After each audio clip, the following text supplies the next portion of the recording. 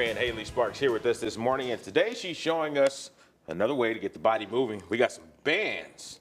Bands make a day. Let's go. Yeah. Hey, All that's a really good workout song, by the way. I mean, it really is. Yeah, Yeah. put it on while you're doing this workout. Maybe it'll get you a little adrenaline boost. Yeah. We love our bands because it's another low resistance way. Or, I mean, I'm going to show you guys some exercises and you can make it higher resistance too. Again, these are the main bands that I use for my own band workouts. Right. The thinner one and a little bit thicker one. But since I'm going to be showing you guys leg exercises this morning, I am going to use a little bit of a thinner one. If Jarek was here, homeboy would be messing with the thin one. But we got the thick one here because our legs, guys, are a main muscle group. They're strong, okay? So a little bit thicker here. Let's take you through a couple. If you wanted to do this for your workout today, go 3 rounds of these exercises, guys. Set a timer for 15 minutes on your clock. Literally, 15 minutes on your clock. And cycle through these 3 exercises, 10 to 12 reps each, okay? Okay. All right. So first off, we got our squat. Yeah. Squat, guys. So I'm bringing it down below my feet, okay? Okay. Let me get this set up, bro. So here, let me just show you guys. You It's go. around my feet, Right. and then I'm pulling this up in the middle, okay? Oh, got you. All right, Okay. so shoulder width apart here. Now when I'm going down, my knees are gonna focus on going outwards a little bit, all right? Right. So pulling this band so I have some resistance, we're gonna be going down and then back up. Literally, guys, right here, I'm already feeling it in my hamstrings. And about shoulder width apart, right? Shoulder width apart here. Okay. Now if you wanted to do sumo, right, here's the sumo. You can go even further out, say your band is really long. Guys, this is already burning so much. Okay, like 10 to 12 reps, and go slow. You know, you don't have to go like your normal squat tempo. Pull it in, go a little bit slower, boom, and you're getting resistance from here down. So it's a sucker, okay? Yeah, yeah. All right, your next exercise is going to be the backwards lunge. So you will put it on one side, stick that sucker over your shoulder.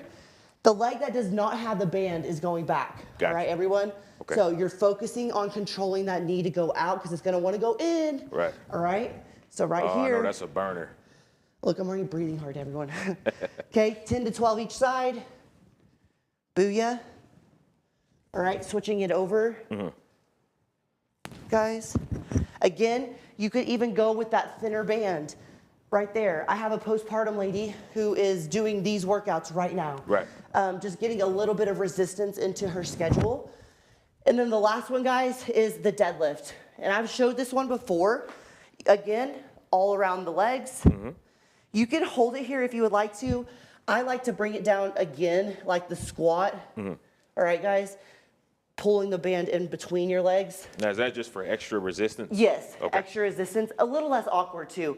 All right, so I'm gonna turn from the side here. Remember, your chest is going to stay flat, all right? And then pulling it back up. So squat is here, right? Deadlift is here. Slight bend in the knee.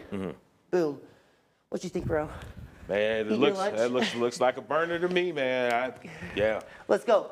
3 rounds, 10 to 12 reps each. Make sure you're going nice, slow, and controlled. And that's gonna be about a 15-minute workout for you guys. Yeah. Get it done during lunch, and you're gonna be breathing harder than I am, all right? Man, those leg workouts are hard. They man. are. Yeah, the bands are great, guys, because you got your resistance. If you're feeling a little more comfortable with that feeling, go to a kettlebell or dumbbell, and you can get kind of a different workout using the exact same movements. Okay. So bands, dumbbells, kettlebells, barbell, you all have same movements, but kind of work different muscle groups when you use different equipment. So grab the bandos and try it out. Back, everybody. We're still here with Haley Sparks, and we're talking about the difference between adrenal burnout and insulin sensitivity. So what you got for us? Talk to me. So adrenal burnout or adrenal fatigue, some of you guys may have heard of that or have even been told that you might be suffering with this. I know as a ex-collegiate athlete, Ro, and even as athletes, like adrenal fatigue, guys, it is so common because a lot of times we'll over-caffeinate or we'll caffeinate to get through the day, you know, and we're really just wearing those adrenals out, right? Yeah. But some people are struggling between adrenal fatigue or adrenal burnout and insulin resistance, which is what I talk about all the time. So I'm going to show you some differences in the two, all right? Okay. And I'm actually talking about this tonight, guys, at 5:30. Make sure you go to Sister Bear Foundation on Facebook, and I'm going to be doing a live talk over this with the presentation. Okay. And you'll get this sheet too. All right.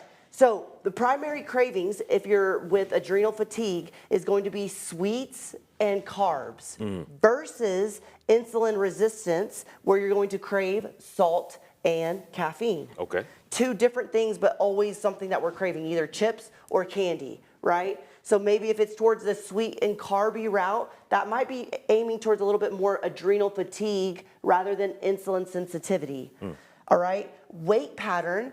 So with adrenal fatigue, you'll tend to see that hard belly fat versus insulin resistance. It's overall like I call them like love handles or like the fluff around the hips. Okay, that's more of a sign of insulin resistance. I could legit look at somebody and tell them kind of what's going on with their health issues, because these are signs, guys. These are just signs that your body's giving you. Another one is your energy spike. So if you have an adrenal burnout, you'll more likely notice a post-meal crash, right? Versus insulin resistance, where you're going to notice that late night second wind.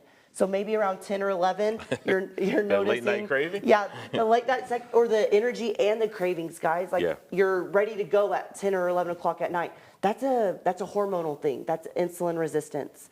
And then the last thing is your morning feel. So if you're feeling foggy, groggy, you need your coffee, right? That's going to be more of an adrenal burnout versus sluggish, and you just need a lot of time to kind of get ready because of that sluggish feeling. That's insulin resistance.